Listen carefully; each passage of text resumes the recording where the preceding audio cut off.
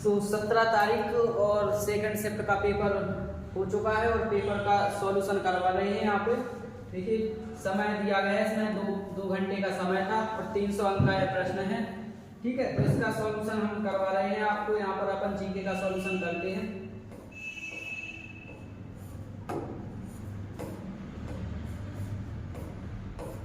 यहाँ पर रीजनिंग चल रही है। रीजनिंग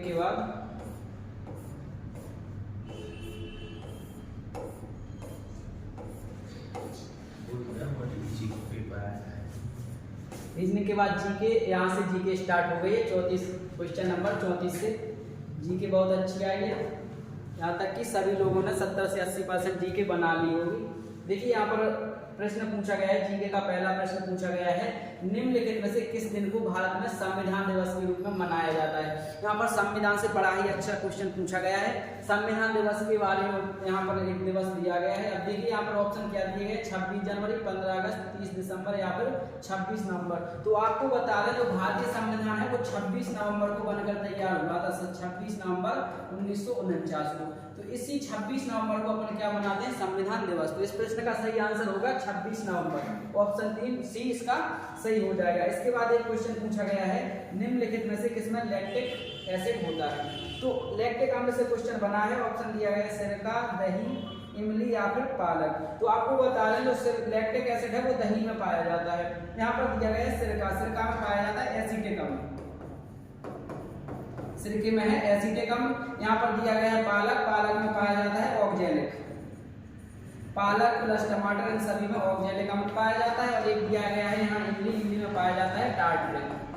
तो जिसका भी 18 तारीख को फर्स्ट शिफ्ट में या सेकंड शिफ्ट में पेपर है वो सभी इन सब अम्लों को देख कर जाएं। यहाँ पर इमली में टार्टरिक अम्ल और पालक में ऑक्जेलिक अम्ल, सिरका में एसिटिक अम्ल। इसका सही आंसर हो जाएगा दही। दही में कौन सा अम्ल पाया जाता है, लैक्टिक अम्ल। इसके बाद एक क्वेश्चन पूछा गया है, राष्ट्रीय मानवाधिकार आयोग का मुख्यालय निम्नलिखित में से कहाँ स्थित है। आपको बताना है राष्ट्रीय मानवाधिकार आयोग का मुख्यालय। ऑप्शन दिया गया है मुंबई, बेंगलुरु, नई दिल्ली या फिर मैसूर। तो इसका सही आंसर होगा ऑप्शन सी, नई दिल्ली। नई दिल्ली में मानवाधिकार आयोग का मुख्यालय स्थित है। एक क्वेश्चन यहाँ पर साइबर क्राइम से बना है, साइबर क्राइम की शिकायत दर्ज कराने के लिए हेल्पलाइन नंबर क्या है। ऑप्शन दिए गए हैं 1920, 1930, 1910 या फिर 1940। तो आपको बता दें, साइबर क्राइम है, इसकी शिकायत दर्ज करने के लिए नंबर दिया गया है 1930। इसका ऑप्शन सी सही होगा। साइबर क्राइम से हर शिफ्ट में एक क्वेश्चन बन रहा है। जिसका भी 18 तारीख को पेपर है वो साइबर क्राइम को अच्छे से पढ़कर जाए। इससे क्वेश्चन आगे की शिफ्ट में भी देखने को मिल सकता है। इसके बाद देखेंगे अगला प्रश्न।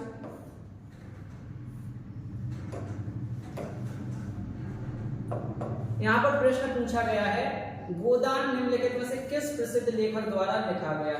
तो आपको बता दें, ऑप्शन भी दिए गए हैं, सूर्यकांत त्रिपाठी, निराला और जयशंकर प्रसाद, माखनलाल चतुर्वेदी या फिर मुंशी प्रेमचंद। तो आपको बता दें, गोदान गबन बहुत फेमस है। गोदान प्लस गबन ये उपन्यास है। और किसके उपन्यास है, ये है मुंशी प्रेमचंद के, मुंशी प्रेमचंद। अभी इस शिफ्ट में अगर आपसे यहाँ पर गोदान पूछा गया तो आगे गबन भी पूछ सकता है। तो आप इन सबको अच्छे से रिवाइज करके जाएं। इसका सही आंसर होगा मुंशी प्रेमचंद। मुंशी प्रेमचंद द्वारा गोदान लिखा गया। इसके बाद एक क्वेश्चन पूछा गया है, गुड़ी पड़वा निम्नलिखित में से किस राज्य का बसंत समय का त्योहार है। तो त्योहारों से भी क्वेश्चन बन रहे हैं। यहाँ पर गुड़ी पड़वा से क्वेश्चन बना है। ऑप्शन दिए गए हैं महाराष्ट्र, उत्तराखंड, गुजरात या फिर हिमाचल प्रदेश। तो आपको बता दें, गुड़ी पड़वा है जो त्योहार है वो कहां से संबंधित है, महाराष्ट्र से। इसका ऑप्शन ए सही हो जाएगा। देखिए जनसंख्या से हर शिफ्ट में क्वेश्चन आ रहा है। कुछ टॉपिक ऐसे हैं जो हर शिफ्ट में रिपीट हो रहे हैं, यानी उस टॉपिक को तुम पढ़ के जाओ। जैसे जनसंख्या से फर्स्ट शिफ्ट में भी आया 17 तारीख को, और ये अभी सेकंड शिफ्ट में भी पूछ लिया गया है। यहाँ पर एक क्वेश्चन दिया गया है, निम्नलिखित में से कौन सा भारत का सर्वोच्च नागरिक पुरस्कार है। तो आपको बताएं, सर्वोच्च नागरिक पुरस्कार पहला दिया गया है पद्म भूषण, भारत रत्न या पद्म भूषण या पद्मश्री। तो आपको बता दें, जो भारत का सर्वोच्च पुरस्कार है वो कौन सा है, भारत रत्न। इसकी शुरुआत हुई 1954 में। तो यहाँ पर भारत रत्न से क्वेश्चन पूछा गया है। आगे पूछ सकता है कि भारत रत्न पुरस्कार की शुरुआत कब हुई। तो आपको बताना है 1954 में। इसके बाद एक क्वेश्चन पूछा गया है यहाँ पे, 10 की जनगणना कराने की जिम्मेवारी निम्नलिखित में से किस मंत्रालय की है। यहाँ पर दिया गया है योजना मंत्रालय, आवास और शहरी मंत्रालय, सूचना और प्रसारण मंत्रालय या फिर गृह मंत्रालय। तो आपको बता दें जो 10 की जनगणना कराई जाती है वो गृह मंत्रालय द्वारा कराई जाती है, तो इसका सही आंसर हो जाएगा ऑप्शन डी गृह मंत्रालय। एक एक क्वेश्चन का रिवीजन अच्छे से करें और जिसका आने वाली शिफ्ट में है 18 तारीख को फर्स्ट और सेकंड शिफ्ट में, वो तो इन पेपर को बिल्कुल विश्लेषण अच्छे से करके जाए। हर एक टॉपिक से क्वेश्चन रिपीट हो रहे हैं। यहाँ पर क्वेश्चन दिया गया है G20 का पूर्ण रूप क्या है, तो ऑप्शन दिया गया है गैदरिंग ऑफ 20, ग्रुप ऑफ 20 या फिर ग्रैंड 20 या गैदरिंग ऑफ 20। तो आपको बताया जो G20 है उसका सही रूप है ग्रुप ऑफ 20, इसका पूर्ण रूप हो जाएगा। इसके बाद क्वेश्चन पूछा गया है टोक्यो एशिया के निम्नलिखित में से किस देश की राजधानी है। तो आपको बता दें जिन जिन देशों से भारत के संबंध हैं और उन देशों को अपन को अच्छे से पढ़ के जाना, उनकी राजधानी और उनकी मुद्राएं, क्योंकि यहाँ पर एक एक राजधानी से क्वेश्चन जरूर पूछा जा रहा है। यहाँ पर टोक्यो के बारे में बात हो रही है, तो टोक्यो कहाँ की राजधानी है, टोक्यो है जापान की, ऑप्शन सी इसका सही हो जाएगा।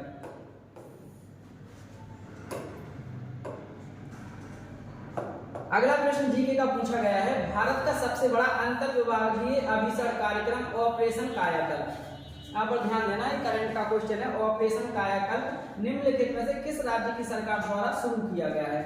ऑप्शन दिया गया है उत्तर प्रदेश, हिमाचल प्रदेश, गुजरात या फिर महाराष्ट्र। तो आपको बता दें जो ऑपरेशन कायाकल्प है उत्तर प्रदेश सरकार द्वारा इसको लॉन्च किया गया है, तो इसका सही आंसर हो जाएगा ऑप्शन ए उत्तर प्रदेश।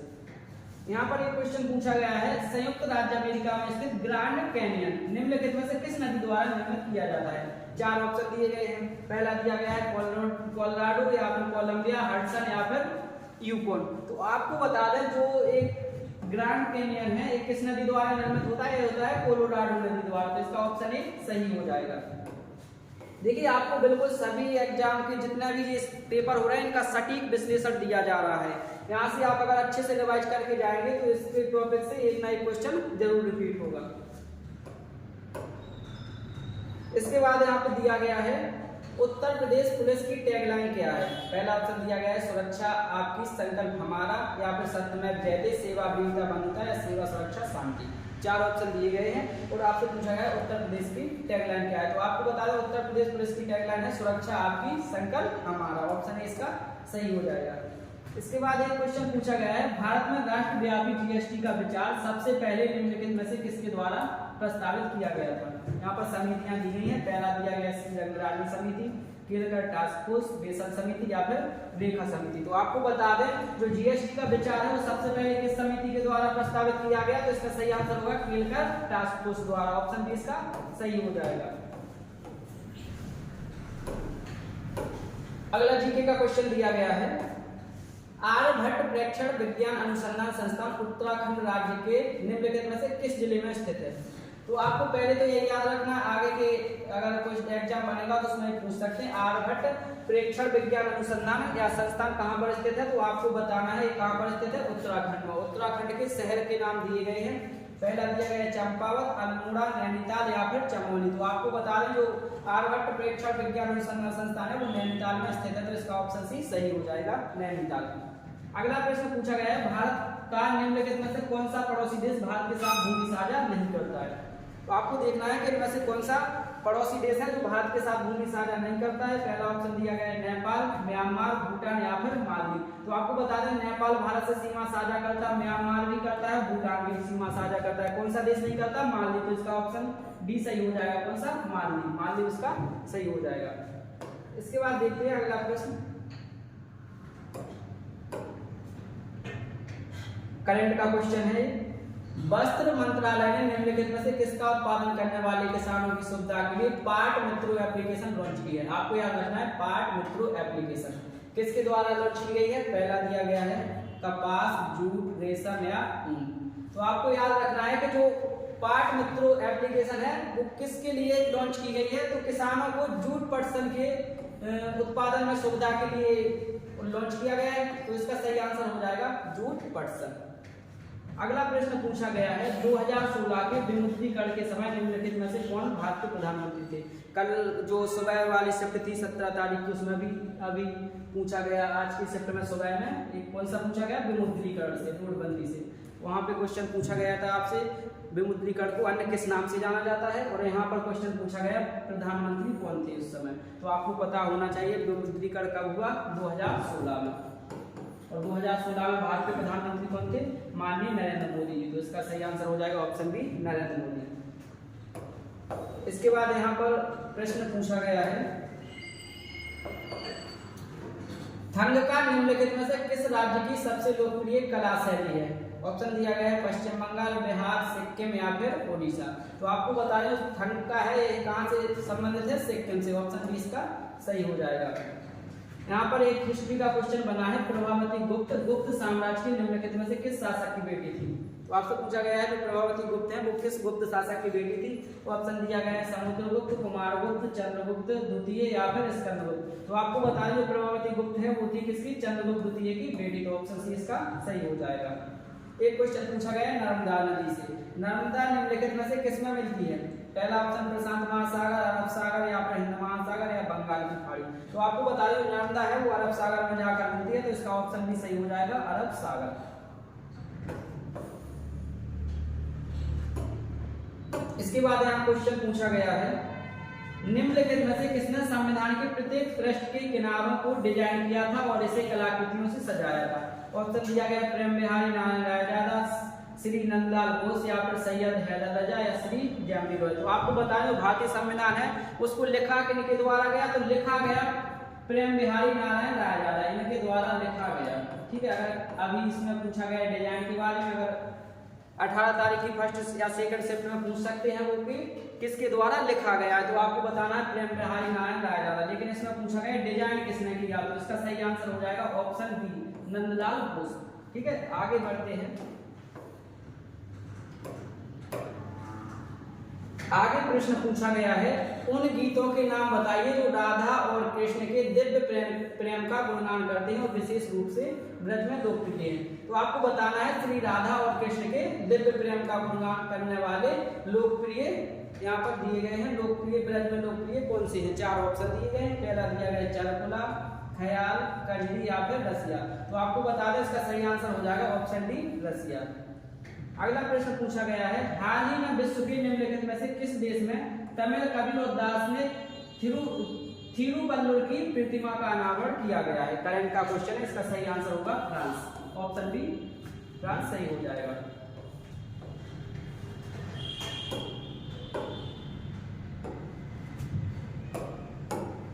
इसके बाद क्वेश्चन दिया गया है यहाँ पे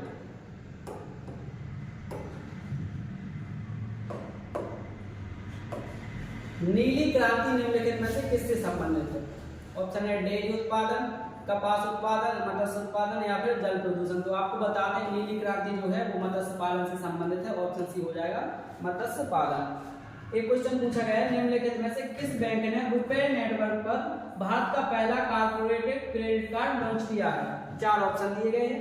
पहला दिया गया है भारतीय स्टेट बैंक, इसके बाद आईसीआईसी बैंक, कैनरा बैंक या इंडसइंड बैंक। ठीक है, 4 ऑप्शन है। तो इसका सही आंसर हो जाएगा इंडसइंड बैंक। ऑप्शन डी सही हो जाएगा।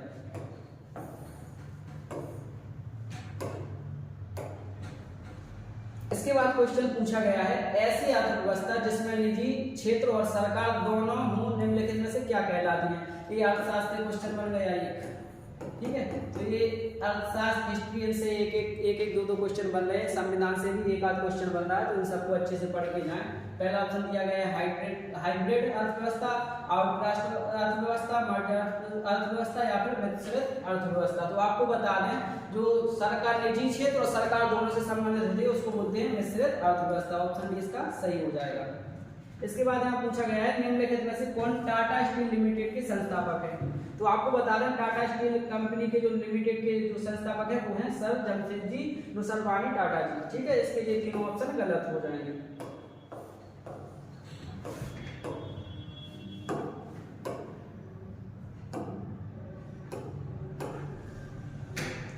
यहाँ पर अगला प्रश्न दिया गया है भारतीय राष्ट्रीय आंदोलन की निम्नलिखित में से किस घटना के बाद रविन्द्रनाथ टैगोर ने अपना दर्द और गुस्सा व्यक्त किया था और अपनी नाइटहुड की उपाधि का त्याग कर दिया था।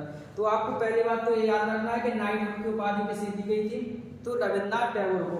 और इन्होंने इसका त्याग क्यों कर दिया, इसके 4 ऑप्शन दिए गए, इसमें से आपको सही देखना था। इसमें दिया गया लाला लाजपत राय पर पुलिस का लाठीचार्ज क्या स्टार नाइट की उपाधि त्यागी, या फिर जो जलियांवाला बाग हत्याकांड था उसके नरसंहार के विरोध में त्यागी, या बंगाल विभाजन या कामागाटा का परमाणु हादसा के विरोध में। तो आपको बताना इसका सही आंसर होगा जलियांवाला बाग नरसंहार।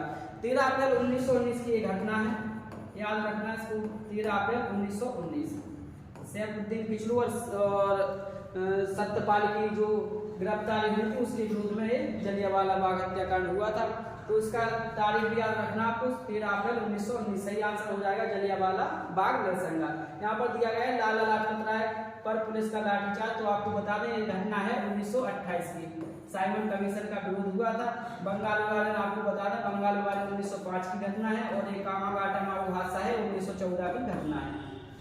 इसके बाद यहाँ आगे क्वेश्चन दिया गया है, निम्नलिखित में से किस एप्लीकेशन का उद्देश्य नागरिक के डिजिटल दस्तावेज वॉलेट में प्रमाणित डिजिटल दस्तावेजों तक पहुंच प्रदान करके नागरिकों का डिजिटल सशक्तिकरण करना है। तो आपको बता दें कुछ समय पहले एक एप्लीकेशन आई है जो आजकल सभी के मोबाइलों में है, जिसका नाम है डिजी लॉकर। इसमें अपन अपने डॉक्यूमेंट अपलोड कर सकते हैं, जो कि रेलवे और अन्य जगह भी ये मान्य है। तो इसका सही आंसर हो जाएगा डिजी लॉकर।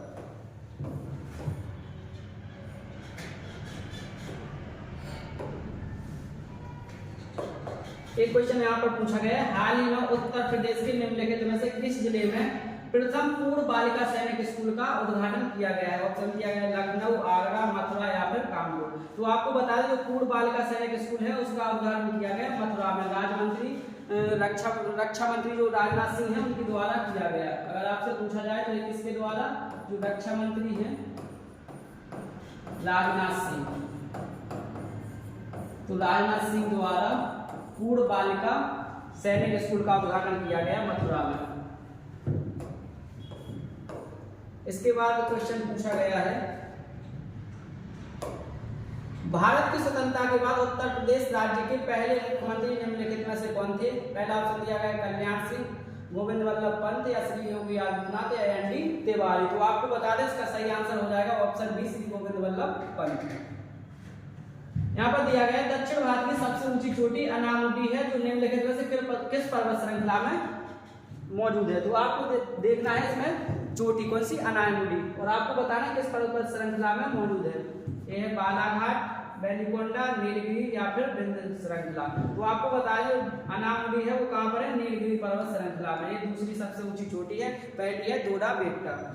इसके बाद देखेंगे अगला प्रश्न। प्रश्न पूछा गया है यहाँ पे, भारत के निम्नलिखित में से किस राज्य या केंद्र शासित प्रदेश में स्थित पहला जैव विविधता विरासत स्थल है? तो आपको बता दें कहां पर स्थित है? लद्दाख में। इसका ऑप्शन ए सही हो जाएगा। अगला प्रश्न आपको पूछा गया है, निम्नलिखित में से कौन सी एक व्यापक और दूरदर्शी पहल है जिसका उद्देश्य उत्तर प्रदेश राज्य में महिलाओं को सुरक्षा, सलामती और आत्मनिर्भर बनाना है? तो आपको देखना है यहाँ पर ये 3 लाइन, महिला सुरक्षा, सलामती और आत्मनिर्भरता किस पहल का उद्देश्य है? 4 ऑप्शन दिए गए हैं, mission Banita, mission Sunita, mission शक्ति या फिर मिशन बामी। तो आपको बता दें मिशन शक्ति पहल है, इसका उद्देश्य क्या है? महिलाओं को सुरक्षा, सलामती और आत्मनिर्भर के लिए सशक्त बनाना। तो ऑप्शन ए बी इसका सही हो जाएगा, मिशन शक्ति।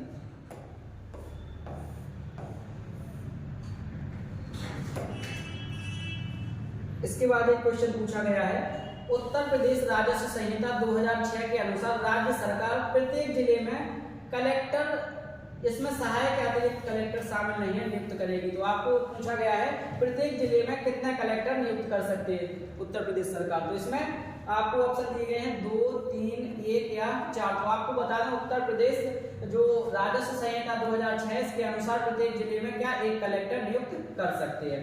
इसके बाद दिया गया है उत्तर प्रदेश की राज्य सीमा निम्नलिखित में से किस राज्य की सीमा को नहीं छूती है? तो पहला दिया गया है बिहार, उत्तराखंड, तेलंगाना या हरियाणा। तो आपको बता दें बिहार, उत्तराखंड और हरियाणा तीनों राज्यों की सीमा उत्तर प्रदेश को छूती है, तेलंगाना की सीमा उत्तर प्रदेश को नहीं छूती है। तो इसका ऑप्शन भी सही हो जाएगा। इसके बाद क्वेश्चन पूछा गया है, वर्तमान में इलाहाबाद उच्च न्यायालय में कितने न्यायाधीशों की स्वीकृति संख्या है? तो आपको बताना है कि जो इलाहाबाद उच्च न्यायालय में है उसमें वर्तमान में न्यायाधीश कितने हैं? तो आपको बताना 160 न्यायाधीशों की स्वीकृति है। इसके बाद देखते हैं अगला प्रश्न। ठीक है, तो जीके के क्वेश्चन जो थे वो कंप्लीट हो गए। जीके के क्वेश्चन आए हैं, जीके काफी अच्छी पूछी जा रही है। इसी आधार पर, इन्हीं टॉपिकों के आधार पर आने वाली शिफ्ट जो 18 तारीख को फर्स्ट शिफ्ट और सेकंड शिफ्ट है उनमें क्वेश्चन बनेंगे। तो जितने भी टॉपिक इसमें हैं उनको अच्छी तरह से कंप्लीट करके जाए और जीके का पेपर दें।